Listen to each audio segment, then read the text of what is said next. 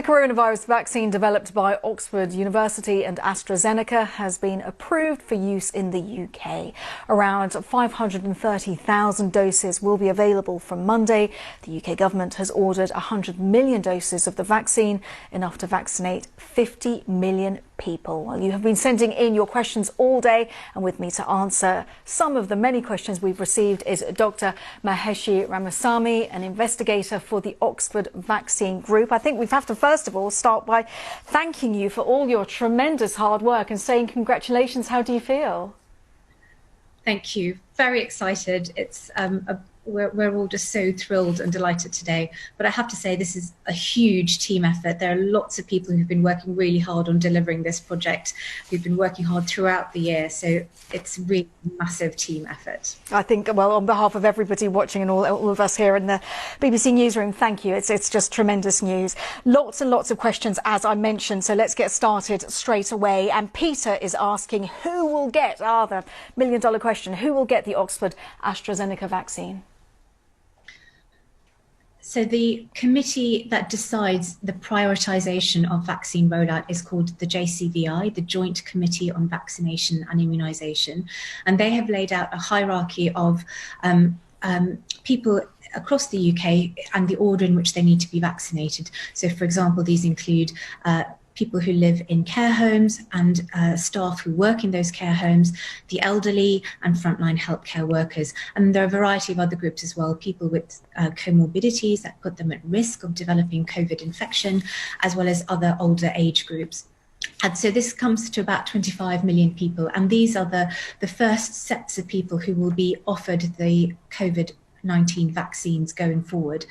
The JCVI has said that either vaccine that's now approved, so either the Pfizer vaccine or the Oxford vaccine, can be used across those groups.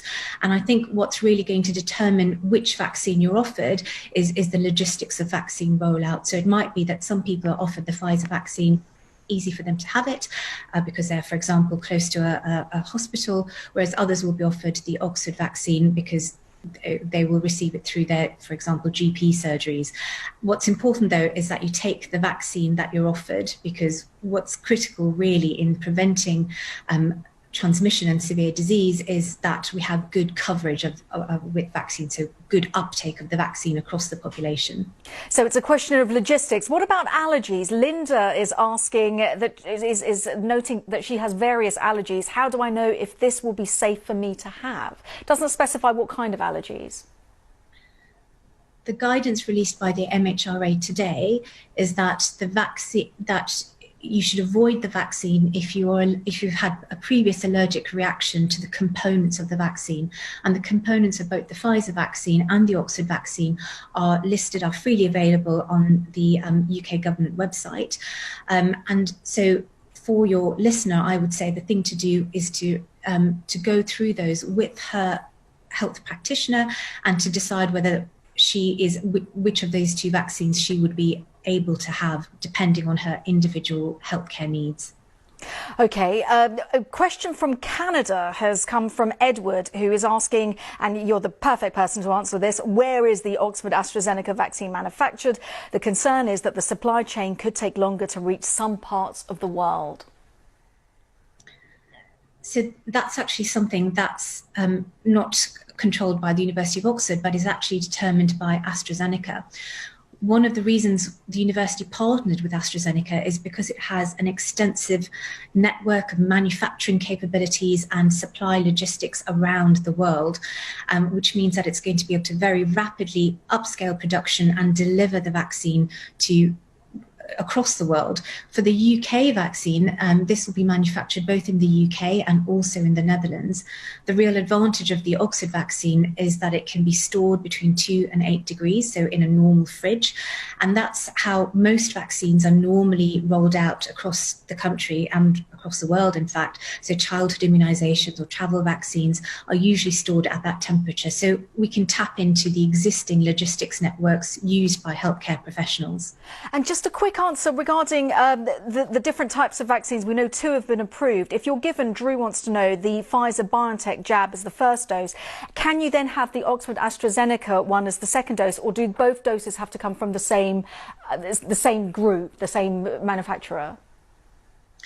The MHRA approvals are based on having 2 doses of the same vaccine. So 2 doses of the Pfizer vaccine or 2 doses of the Oxford vaccine.